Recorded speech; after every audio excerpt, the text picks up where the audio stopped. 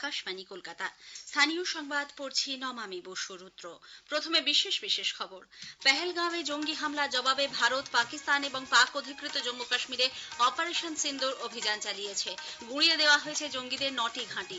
অভিযানের বিস্তারিত বিবরণ দিয়ে দেশবাসীকে অবগত করেছেন ভারতীয় সেনা ও বায়ুসেনার 2 মহিলা সেনাকর্তা। এই অভিযানকে সমর্থন জানিয়েছেন মুখ্যমন্ত্রী সহ সব রাজনৈতিক দলের নেতা নেত্রীরা। উদ্ভূত পরিস্থিতিতে কেন্দ্রীয় স্বরাষ্ট্র মন্ত্রক আজ মুখ্যমন্ত্রীদের সঙ্গে বৈঠকে বসেছে। যুদ্ধকালীন পরিস্থিতিতে সাধারণ মানুষ ও গুরুত্বপূর্ণ জাতীয় সম্পদ রক্ষার ক্ষেত্রে অসামরিক প্রশাসনের প্রস্তুতি খতিয়ে দেখতে দেশ জুড়ে আজ মক ড্রিলের আয়োজন করা হয়েছে। এবছরের উচ্চ মাধ্যমিক পরীক্ষায় পাশের হার 90.79%। 497 নম্বর পেয়ে প্রথম হয়েছেন বর্ধমান সিএমএস স্কুলের ছাত্র রূপায়ণ পাল। বাংলা সাহিত্যের অন্য ধারার বিশিষ্ট গদ্য লেখক পীযূষ ভট্টাচার্য প্রয়াত। আসছে বিস্তারিত খবরে। পেহেলগাঁওয়ের বৈশরণে গত 22 এপ্রিল জঙ্গি হামলা জবাবে ভারত গত রাত 1:05 থেকে 1:30 পর্যন্ত 25 মিনিট ধরে পাকিস্তান এবং পাক অধিকৃত জম্মু কাশ্মীরে অপারেশন সিন্দুর অভিযান চালিয়েছে। নতুন দিল্লিতে আজ এই অভিযানের বিস্তারিত বিবরণ দিয়ে ভারতীয় সেনার কর্নেল সোফিয়া কুরেশি এবং ভারতীয় বায়ুসেনার উইং কমান্ডার ভূমিকা সিং জানান, ওই জঙ্গি হামলায় নিহতদের ন্যায় বিচার দিতেই এই অভিযান অপারেশন সিন্দুর। 2 মহিলা সেনাকর্তা বলেন, গত 3 দশক ধরে পাকিস্তানে জঙ্গি পরিকাঠামো গড়ে উঠেছে। এর মধ্যে রয়েছে নিয়োগ, শিক্ষাদান এবং প্রশিক্ষণ কেন্দ্র। পাকিস্তান এবং পাক অধিকৃত জম্মু কাশ্মীরের বিস্তীর্ণ অংশে এইসব কেন্দ্রের পাশাপাশি লঞ্চ প্যাড ছড়িয়ে আছে। ধ্বংস হয়ে যাওয়া জঙ্গি ঘাঁটি এবং কিভাবে কোনো রকম সেনা ও নাগরিক বাসস্থান এড়িয়ে সাফল্যের সঙ্গে এই অভিযান সম্পন্ন করা হয়েছে তার বর্ণনা দেন 2 সেনাকর্তা। বায়ুসেনার উইং কমান্ডার ভূমিকা সিং বলেন, নির্দিষ্ট লক্ষ্যবস্তুতে অত্যন্ত দক্ষতার সঙ্গে ভারত আক্রমণ চালিয়েছে। All the targets were neutralized with clinical efficiency, and the results reiterate the professionalism of the Indian Armed Forces in the planning and execution of their operations. No military establishments were targeted. It must be said that the Indian Armed Forces are fully prepared to respond to Pakistani misadventures, if any, that will escalate this situation. বিদেশ সচিব বিক্রম মিশ্রি বলেছেন, পেহেলগাঁওয়ে জঙ্গি হামলা তদন্তে এই ঘটনার সঙ্গে পাকিস্তানের জড়িত থাকার বিষয়টি প্রকাশ্যে এসেছে। ভারতীয় গোয়েন্দা সংস্থার নিরন্তর নজরদারিতে অনুমান করা যাচ্ছে যে ভারতে এই ধরনের হামলা আবারও হতে পারে। এর প্রেক্ষিতে যে কোনো রকম সন্ত্রাসবাদী কার্যকলাপ বন্ধ করতে এবং তার মোকাবিলায় ভারতের পক্ষ থেকে পদক্ষেপ গ্রহণ অত্যন্ত প্রয়োজনীয় ছিল।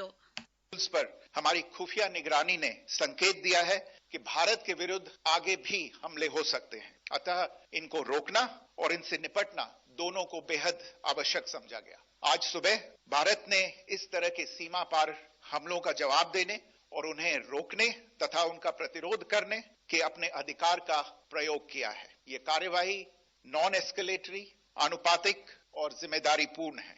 ये आतंकवाद की इंफ्रास्ट्रक्चर को समाप्त करने और भारत में भेजे जाने वाले संभावित आतंकवादियों को अक्षम बनाने पर केंद्रित है।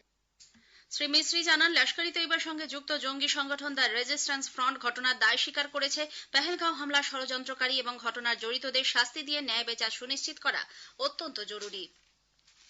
অপারেশন সিন্দুরের আওতায় সন্ত্রাসবাদীদের বিরুদ্ধে ভারতীয় সেনাবাহিনীর দৃঢ় পদক্ষেপকে স্বাগত জানিয়েছেন রাজনৈতিক নেতৃবৃন্দ থেকে শুরু করে সমাজের বিভিন্ন স্তরের মানুষ। সোশ্যাল মিডিয়ায় এক পোস্টে কেন্দ্রীয় স্বরাষ্ট্রমন্ত্রী অমিত শাহ বলেছেন, পেহেলগাঁওয়ের নৃশংস হত্যাকাণ্ডের জবাব হল অপারেশন সিন্দুর। প্রতিরক্ষামন্ত্রী রাজনাথ সিং বলেন, এই অভিযান ভারত মায়ের জয়কেই সূচিত করেছে।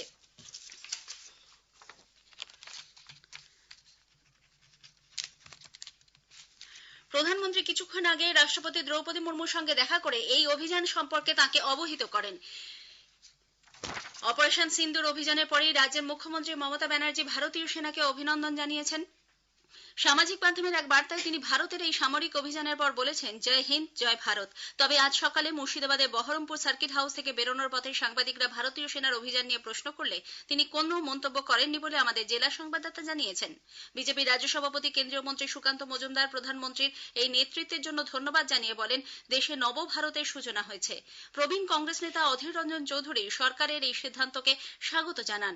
সিপিআইএম এর পক্ষ থেকে এক বিবৃতিতে কেন্দ্র সরকারের পাশে থাকার বার্তা দেওয়া হয়েছে।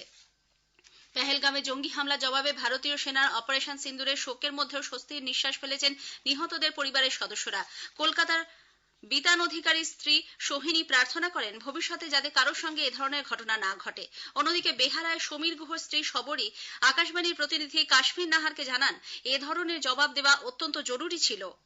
এটা দরকার ছিল, ভারত সরকার করেছে, তাতে আমি খুশি। কিন্তু কমপ্লিটলি যুদ্ধটা যেন কমপ্লিট হয়, যাতে আর জঙ্গি যেন এরকম ভাবে আর অ্যাটাক করতে না পারে। আমার ব্যথা তো আর বুঝতে পারবে না, কেউ বুঝতে পারবে না, কোনো কোনো কোনো কিছু দিয়েই মোছা যাবে না। আমার মেয়ের আর আমার যে লস হয়েছে কেউ বুঝতে পারবে না। কিন্তু এইটুকু বলবো, যেন ভারত সরকার যখন স্টেপ নিয়েছে যেন কমপ্লিট মানে টেরোরিস্ট ডিস্ট্রয় করতে পারে, এটাই। পুরুলিয়ার ঝালদায় নিহত আইবি আধিকারিক মনীষ রঞ্জনের ভাই বিনীত রঞ্জন মিশ্র বলেন, জঙ্গি কার্যকলাপকে সমূলে ধ্বংস করার জন্য সরকারের পদক্ষেপ নেওয়া উচিত। আমাদের দাদাকে হারিয়ে দিয়েছি, সেটা আমরা ভুলতে পারছি না। আমি চাইছি যে আরো অন্য ভাইকে এই দিনটা না দেখতে হয়, সরকার ভালোভাবেই এগুলোর স্টেপ নেয়। আর আমাদের দেশের ভিতরে হোক বা বাইরে হোক, যারা এদের সঙ্গে যুক্ত আছে তাদেরকে বেছে বেছে বার করা হোক এবং কঠোর শাস্তি দেওয়া হোক, আমি এই চাইছি। মধ্যরাতে পাক অধিকৃত কাশ্মীরে সেনা অভিযানের পর উদ্ভূত পরিস্থিতিতে আজ কেন্দ্রীয় স্বরাষ্ট্র মন্ত্রক রাজ্যগুলির মুখ্যমন্ত্রীদের নিয়ে বৈঠকে বসেছে। দুপুর 2টো থেকে ভিডিও কনফারেন্সের মাধ্যমে ওই বৈঠক শুরু হয়েছে। রাজ্যের মুখ্যমন্ত্রী মমতা ব্যানার্জিও বৈঠকে উপস্থিত থাকছেন বলে প্রশাসনিক সূত্রে জানা গেছে। যোগ দিয়েছেন সীমান্ত সংলগ্ন রাজ্যগুলির পুলিশের মহানির্দেশক ও মুখ্য সচিবরাও। এদিকে জম্মু কাশ্মীরের নিয়ন্ত্রণ রেখা বরাবর অগ্রবর্তী গ্রাম লক্ষ্য করে পাক সেনাবাহিনী আজ ব্যাপক গোলাগুলি বর্ষণ করে। এতে 9 জনের মৃত্যু হয়েছে, আহত 41 জন। অপারেশন সিন্দুর অভিযানের প্রেক্ষিতে একাধিক অসামরিক বিমান পরিষেবা বাতিল করা হচ্ছে। এয়ার ইন্ডিয়ার পক্ষ থেকে জারি করা এক নির্দেশিকায় বলা হয়েছে, জম্মু, শ্রীনগর, লে, যোধপুর, অমৃতসর, ভুজ, জামনগর, চণ্ডীগড় এবং রাজকোট থেকে চলাচলকারী সমস্ত অসামরিক বিমান পরিষেবা আগামী 10 তারিখ পর্যন্ত বাতিল থাকবে। যুদ্ধকালীন পরিস্থিতিতে সাধারণ মানুষ ও গুরুত্বপূর্ণ জাতীয় সম্পদ রক্ষার ক্ষেত্রে অসামরিক প্রশাসনের প্রস্তুতি খতিয়ে দেখতে দেশ জুড়ে আজ মক ড্রিলের আয়োজন করা হয়েছে। কেন্দ্রীয় স্বরাষ্ট্র মন্ত্রকের নির্দেশে সারা দেশে 259টি স্থানে মহড়ার আয়োজন করা হচ্ছে। এ রাজ্যের কলকাতা সহ 31টি জায়গায় মহড়া দেয়া হবে। অপারেশন সিন্দুর অভিযানের প্রেক্ষিতে সন্ধ্যে 7টা 50 স্থানীয় সংবাদের সময়সীমা আজ বাড়ানো হচ্ছে। 10 মিনিটের পরিবর্তে তা হবে 15 মিনিটের। মক ড্রিল উপলক্ষে বিশেষ স্পটলাইটের বাংলা অনুবাদ আজ বেলা 2:30 থেকে 2:45 পর্যন্ত গীতাঞ্জলি প্রচার তরঙ্গে সম্প্রচারিত হবে। স্থানীয় সংবাদ শুনছেন আকাশবাণী কলকাতা কেন্দ্র থেকে। আমাদের সংবাদ শোনা যাবে ইউটিউব চ্যানেল আকাশবাণী সংবাদ বাংলা, ফেসবুক ও ইনস্টাগ্রাম আকাশবাণী সংবাদ কলকাতা এবং এক্স হ্যান্ডেল AIR নিউজ কলকাতাতে। এবছরের উচ্চ মাধ্যমিক পরীক্ষায় পাশের হার 90.79%। সাফল্যের হারে এগিয়ে রয়েছে পূর্ব মেদিনীপুর, দ্বিতীয় স্থানে উত্তর 24 পরগনা। পাশের হারের দিক থেকে তৃতীয় স্থানে রয়েছে কলকাতা। মেয়েদের তুলনায় ছেলেরা সামান্য এগিয়ে। আজ এক সাংবাদিক বৈঠকে উচ্চ মাধ্যমিক শিক্ষা সংসদের সভাপতি চিরঞ্জীব ভট্টাচার্য জানান, গত 10 বছরের মধ্যে এবারের উচ্চ মাধ্যমিকের ফলাফল সবচেয়ে ভালো। প্রথম 10-এর মেধা তালিকায় 72 জন রয়েছেন। ওই সাংবাদিক বৈঠক থেকে শ্রী ভট্টাচার্য প্রথম 3 পড়ুয়ার নাম ঘোষণা করেন। একজনই হচ্ছে টপার রূপায়ণ পা, Bardhaman CMS high school, 497 percentage 99.4%। Second rank একজনই হয়েছে Tushar Debnath, Boxirhat high school, Coochbehar, 496 99.2%। Number 3 কিন্তু একজনই হয়েছে রাজর্ষি অধিকারী, সে পেয়েছে 495 আরামবাগ হাই স্কুল, হুগলিতে। কলকাতা হাইকোর্ট 26,000 চাকরি বাতিল সংক্রান্ত মামলায় আদালত অবমাননার অভিযোগ গ্রহণ করতে অস্বীকার করেছে। বিচারপতি দেবাংশু বসাক ও বিচারপতি মোহাম্মদ শাব্বার রশিদির ডিভিশন বেঞ্চ আদালত অবমাননার অভিযোগ খারিজ করে দিয়ে জানিয়েছেন, যেহেতু মামলাটি সুপ্রিম কোর্টে বিচারাধীন রয়েছে, তাই এই মামলায় হস্তক্ষেপ করবে না কলকাতা হাইকোর্ট। বাংলা সিকিম সংযোগকারী 10 নম্বর জাতীয় সড়ক 6 দিন বন্ধ থাকছে। 9ই মে অর্থাৎ শুক্রবার থেকে 2 দফায় মোট 6 দিন বন্ধ থাকবে গুরুত্বপূর্ণ এই জাতীয় সড়ক।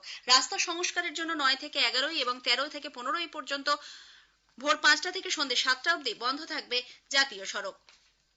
বাংলা সাহিত্যের অন্য ধারার বিশিষ্ট গদ্য লেখক পীযূষ ভট্টাচার্য প্রয়াত। কলকাতার এক বেসরকারি হাসপাতালে আজ তিনি শেষ নিঃশ্বাস ত্যাগ করেন। বয়স হয়েছিল 79 বছর। বালুরঘাটে বসে পরীক্ষামূলক গদ্য রচনা করে পীযূষ ভট্টাচার্য তন্নিষ্ঠ পাঠক ও সমালোচকদের প্রশংসা আদায় করেছিলেন। জলের বর্গক্ষেত্র, জীবী সঞ্চার, সূর্য যখন মেষ রাশিতে নামক গল্পসহ বহু রচনা অন্য ধারার গদ্য হিসেবে বাংলা সাহিত্যে স্মরণীয় হয়ে থাকবে। উত্তর 24 পরগনার ভারত বাংলাদেশ পেট্রাপোল সীমান্তে আজ ইডি বাপ্পা বিশ্বাস নামে এক রপ্তানি ব্যবসায়ী প্রতিষ্ঠানে হানা দিয়েছে। ওই ব্যক্তি বিদেশি মুদ্রা বিনিময়ের ব্যবসা করেন। ইডেনে আজ আইপিএল ক্রিকেটের গুরুত্বপূর্ণ ম্যাচে Kolkata knight riders Chennai super কিংসের মুখোমুখি হবে। খেলা শুরু হবে সন্ধ্যে 7:30টায়। নাইট রাইডার্স এ পর্যন্ত 11 ম্যাচে 11 পয়েন্ট নিয়ে পয়েন্ট তালিকার ষষ্ঠ স্থানে রয়েছে। শেষ করার আগে স্থানীয় সংবাদের বিশেষ কিছু অংশ আরও একবার। পেহেলগাঁওয়ে জঙ্গি হামলার জবাবে ভারত, পাকিস্তান এবং পাক অধিকৃত জম্মু কাশ্মীরে অপারেশন সিন্দুর অভিযান চালিয়েছে। গুঁড়িয়ে দেওয়া হয়েছে জঙ্গিদের 9টি ঘাঁটি। এই অভিযানকে সমর্থন জানিয়েছেন মুখ্যমন্ত্রী সহ সব রাজনৈতিক দলের নেতা নেত্রীরা। উদ্ভূত পরিস্থিতিতে কেন্দ্রীয় স্বরাষ্ট্র মন্ত্রক আজ মুখ্যমন্ত্রীদের সঙ্গে বৈঠকে বসেছে। এবছরের উচ্চ মাধ্যমিক পরীক্ষায় পাশের হার 90.79%। প্রথম হয়েছেন বর্ধমানের রূপায়ণ পাল।